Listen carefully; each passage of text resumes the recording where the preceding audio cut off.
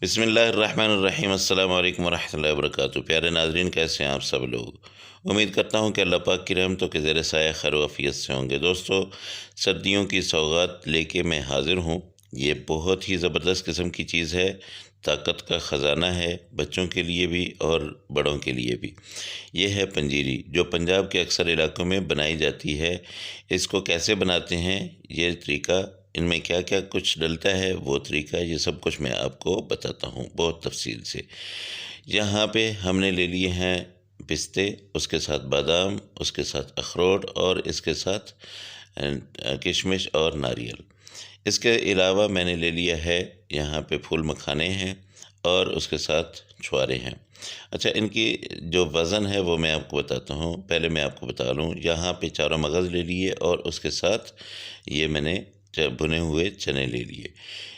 इसके अलावा मैं यहाँ पे लूँगा सौंफ और उसके साथ मैं ले लूँगा मिश्री। अच्छा, ये सब चीज़ें आपने अगर आधा आधा किलो ली हैं तो मिश्री जो है, अपना सौंफ जो है वो आपने 100 ग्राम लेनी है। अगर आपने एक एक पाव लिए हैं तो फिर आपने ये आधा किलो मिश्री लेनी है और 50 ग्राम सौंफ लेने हैं। ये आप लोगों पे डिपेंड करता है कि आप कितनी मिकदार में बनाना चाहते हैं। हम लेंगे घी, इसमें देसी घी डलता है, इसमें कुकिंग ऑयल, वेजिटेबल ऑयल कुछ भी नहीं डलता है। ये देसी घी से बनती है। आधा कप मैंने ले लिया है देसी घी। इसको मैंने कड़कड़ा लेना है और साथ में इसमें डाल देने हैं बादाम। सबसे पहले बादाम को जो है मैं कड़कड़ा लूँगा और ये जितने भी आपके सामने मैंने चीज़ें दिखाई हैं आपको, ये सब के सब फ्रूट्स जो है इनको मैंने देसी घी में पहले कड़कड़ाना है और उसके बाद इनको मैंने ग्राइंड करना है। इसको अच्छी तरह से आपने वो करना है, हल्की आंच रखनी है, बहुत ज़्यादा आपने तेज़ आंच नहीं रखनी। तेज़ आंच रखने से क्या होता है कि बादाम जो है ये जल जाते हैं और इनकी एक जलन की स्मेल सी आने लगती है, जो कि बच्चों को भी अच्छी नहीं लगती और वैसे भी जायके में जायका ख़राब हो जाता है। तो इनको अब मैं, ये देखिए, ये ऐसे जब हो जाए तो आपने बल्कि एक आध चेक कर लेना कि ये कड़क सा हो जाए। कड़क होने का मतलब ये है कि जब हम इसको ग्राइंडर में डालेंगे तो ये फ़ौरन जो है अपना पिस जाएगा, ठीक है, ग्राइंड हो जाएगा।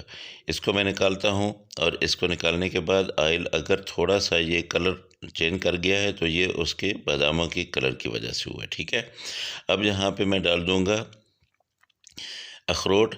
अखरोट लेके, ये देखिए, ये अखरोट मैंने डाल दिए। अखरोट को भी आपने ऐसे ही करना है कि इसको भी आपने अच्छी तरह से ये कड़कड़ा सा लेना है, ताकि इसकी सारी जो ताकत है, घी की ताकत इसके साथ मिक्स हो जाए और ये और पावरफुल हो जाए।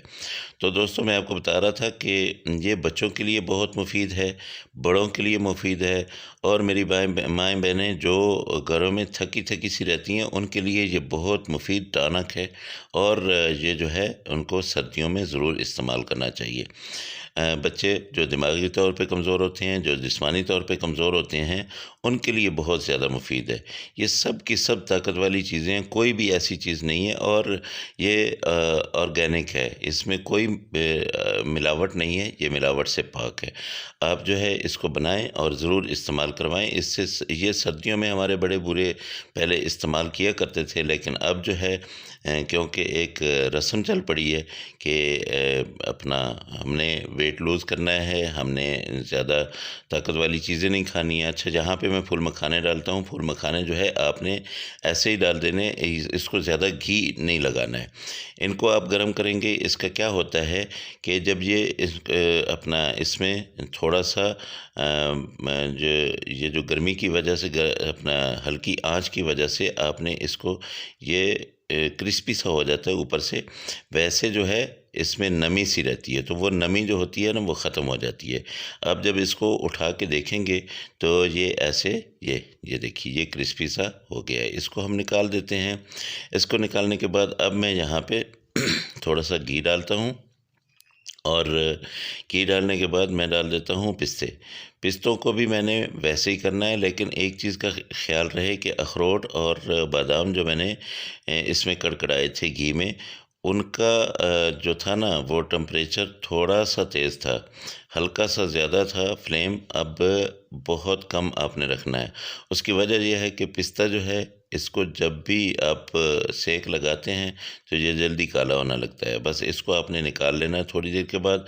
अब यहाँ पे मैं डाल दूँगा चारों मगज़। ये चारों मगज़ जो है इनको भी मैं अच्छी तरह से कड़कड़ा लेता हूँ और इसको आपने अच्छी तरह से भून लेना है। इससे क्या होता है कि जब आप ग्राइंड करते हैं तो ये सारे के सारे जो है चीज़ें मिक्स हो जाती हैं। ये सब चीज़ों को मैंने ग्राइंड करना है। वीडियो बहुत लंबी हो जाएगी अगर मैं एक-एक चीज़ को ग्राइंड करता हुआ भी आपको दिखाऊँ, एक-एक चीज़ को मैं ये सिर्फ़ यहाँ पे मैं इसलिए आपको दिखा रहा हूँ, ये चीज़ें जो हैं इसलिए कि ताकि आपको पता चले कि आपने कितना सा इसको पकाना है बस। इसके अलावा जो है मेरा कोई मकसद नहीं है कि वीडियो को खामख़ा का मैं लंबा करता रहूँ। अब इसको भी मैं निकाल लेता हूँ और इसको निकाल के मैं दोबारा से घी डालता हूँ। ये तकरीबन आधा किलो से थोड़ा सा ज़्यादा घी जो है आपने ये सारी रेसिपी में इस्तेमाल करना है। बहुत ज़्यादा घी जो है वो नहीं इस्तेमाल करना है। अब छुहारे जो मेरे पास थे उनकी मैंने गुठलियाँ निकाल दी हैं। इनको मैंने आधा-आधा काटा है यूँ करके। आप भी ऐसे ही कीजिएगा। अच्छा, इसको आपने ग्राइंड नहीं करना है। जब छुहारे आपके ये कड़कड़ा जाएंगे तो आपने क्या करना है कि छुरी से इनको फिर इनके और छोटे पीसेस कर लेने हैं। ये इतने बड़े पीस जो है उसमें नहीं छोड़ने आपने। आप इसको देखेंगे कि जब आप इसको घी में कड़कड़ाएंगे तो ये सख्त से हो जाएंगे। जब ये सख्त हो जाएंगे तो उसके बाद आपने इसको छुरी से आधा-आधा कर लेना है या 3 टुकड़े कर लीजिएगा। एक पीस के 3 पीस बना लें। बस इस साइज़ के आपने पीस बनाने हैं। वो पीस बनाने के बाद आप देखेंगे कि फिर से नरम हो जाएंगे। जैसे ही ये ठंडे होंगे, ठंडा होने के बाद फिर दोबारा से ये नरम हो जाएंगे। तो दोस्तों, जो दोस्त मेरे चैनल पे नए हैं मेहरबानी करके मेरे चैनल को सब्सक्राइब कर लें और जो मेरे पुराने दोस्त हैं वो मुझे अच्छा सा कमेंट और प्यारा सा लाइक जो है वो ज़रूर करें। अब हमारे पास नारियल रह गया है। नारियल को मैंने कद्दूकश किया है और उसको अब मैं कड़कड़ाने लगा हूँ। यहाँ पे नारियल सारे का सारा मैंने डाल दिया।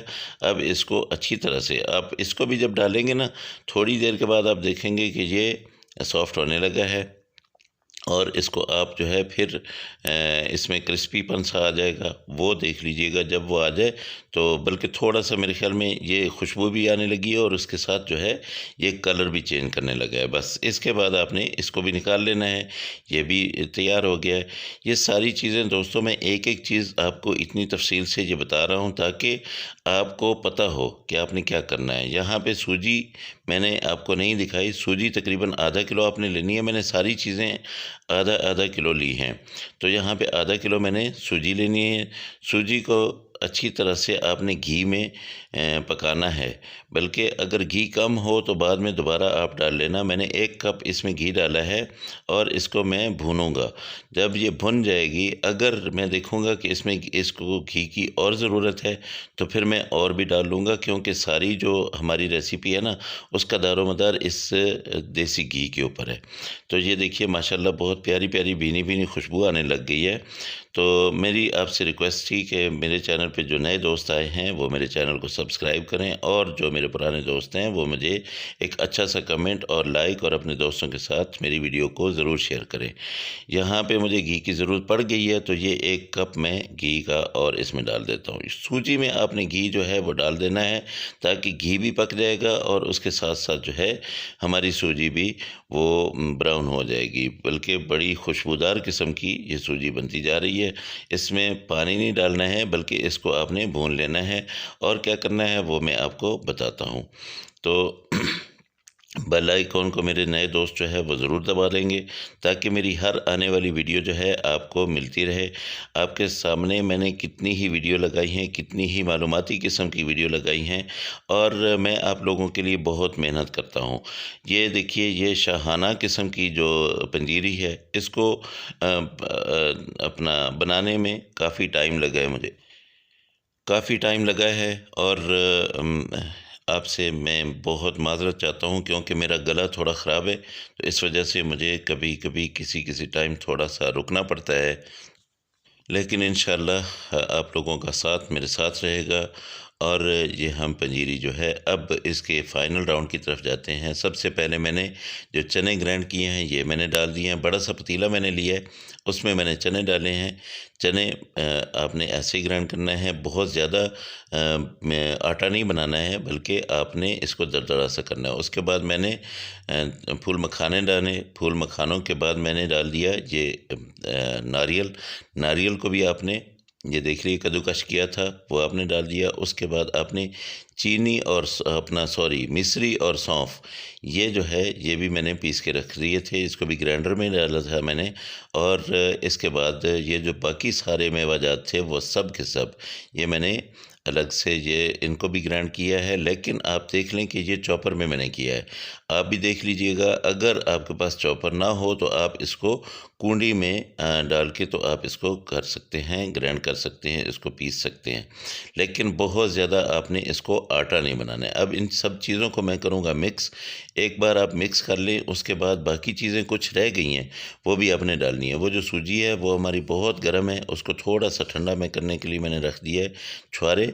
ये देख लीजिए, इनके मैंने पीसेस जितने बनाए हैं इसी हिसाब से आपने पीस बनाने हैं।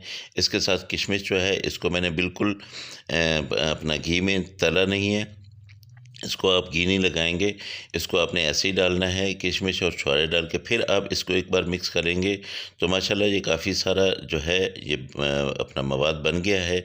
इसके बाद आपने क्या करना है कि जो हमारी सूजी है वो हमने इसके ऊपर डाल देनी है। और ये सूजी डाल के हमने इसको बहुत अच्छी तरह से मिक्स करना है, क्योंकि सूजी ऑयली है, सूजी में घी है, सूजी गरम भी है। इसको आपने मिक्स करना है ताकि ये सब इनके साथ फ्रूट्स जो हमने डाले हैं, ड्राई फ्रूट जितने भी हैं, उन सब के आमेज़े के साथ जो है ये मिक्स हो जाए। तो ये आपने अच्छी तरह से मिक्स करना है। यहाँ पे आप लोग मिक्सिंग में कंजूसी नहीं करेंगे। तो ये देखिए माशाल्लाह मेरे दोस्तों, मैंने अच्छी तरह से मिक्स कर लिया है। बहुत ज़बरदस्त किस्म की ये पंजीरी आप सब लोगों के लिए हाज़िर है। मेरे अल्लाह की रहमतें, मेरे अल्लाह की नेमतें आप सब के घरों में बारिश की तरह बरसती रहें मेरे दोस्तों। जो मेरे दोस्त बेरोज़गार हैं अल्लाह पाक उनको अच्छा और बेहतर रोज़गार दे। जो मेरे दोस्त परेशान हाल हैं अल्लाह पाक उनकी परेशानियों को दूर करे। अपनी दुआ में मुझे याद रखा करें, मेरी दुआ में आप रहते हैं, इंशाअल्लाह रहेंगे। अल्लाह आप सबको सलामत रखे। अगली रेसिपी में फिर मुलाकात होगी। और मेरी एक बार फिर गुजारिश है कि ये बच्चों के लिए ज़रूर बनाइएगा। अल्लाह हाफ़िज़। अस्सलामु अलैकुम वरहमतुल्लाहि वबरकातुहू।